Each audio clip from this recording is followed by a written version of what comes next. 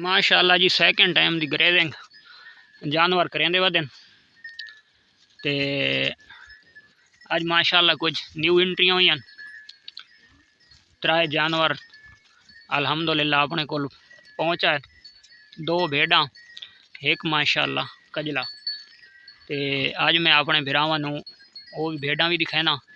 भाई केड़े जानवर साडे कोलों पहुंचा है। ते अल्हम्दुलिल्लाह अपने जानवर ग्रेजिंग करेंदे वदन लेकिन चंगा भला इत्थे सब चारा पिया आई माशाअल्लाह सवेरे टाइम चरियां ते हुण सैकेंड टाइम आईयां ते तकरीबन जेड़ा ना नेड़े ला छोड़ा ने ते लेकिन जड़ी ये भेड़ है ना ये जितना ये पत्रा पिए ये विच फली पई है ये आली है जड़ी मूंगी दी फली ढह वेंदी है ये जितना कचरा वगैरह पिया है ना ये इं इतने फिरदियाँ रासन तो ये इन्हें सारा टोटल साफ कर वजना है। ये रकबे नूं बिल्कुल साफ कर छोड़े सन मूंगी का पत्रा भी खा वैसन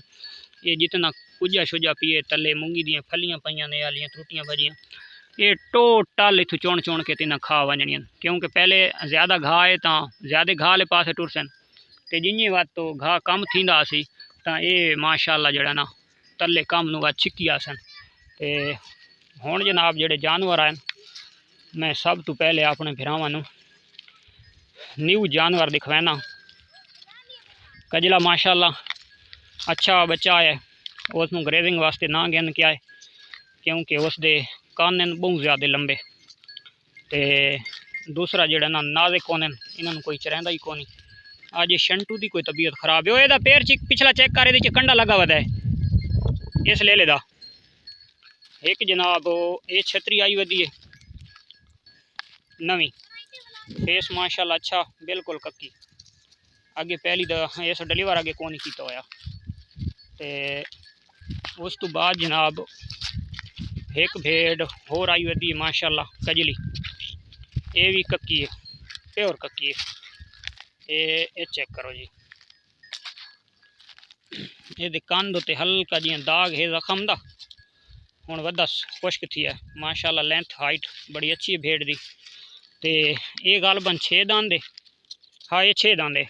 अज यानी कि 8 वाला दांद कड्ढा कौन 2.5 वधी है ते उसके दांद मैं दिठा ही कौन लेकिन उस अगे डिलीवर कौन किया गालबन खीरी उसी या 2 दांद उसी मैं दिठा कौन अजे तक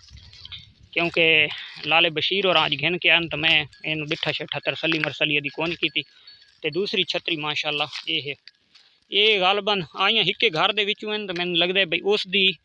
ये धी है क्योंकि इन्हां दी शक्ल शुबा सारा कुछ बंदे हिके कोल आईयां। ये 2 जानवर मजीद भी तुहानूं दिखवा गया ना एक ये छतरी इस ये बस थोड़ी देर ही पहले पहुंचियां बाद दस्ती दे ग्रेजिंग उत्ते आ गई इस डिलीवर कौन नहीं किया होया बिल्कुल कक्की है ये भी बिल्कुल कक्की है ये अख दुते उरली अख दुते हल्का जिहा निशान है काला ते एक ये है ये यानी कि असां जेड़े भिरा नूं दिसां तो सुक्कियां करके देवणियां असां गब्भण करके कौन देवणियां क्योंकि पिछुर रेवड़ दे जानवर हैं घरां दे विचों आए हैं ते असां खां जी गब्भण ते अगे वंज के खाली निकल पवें तो वत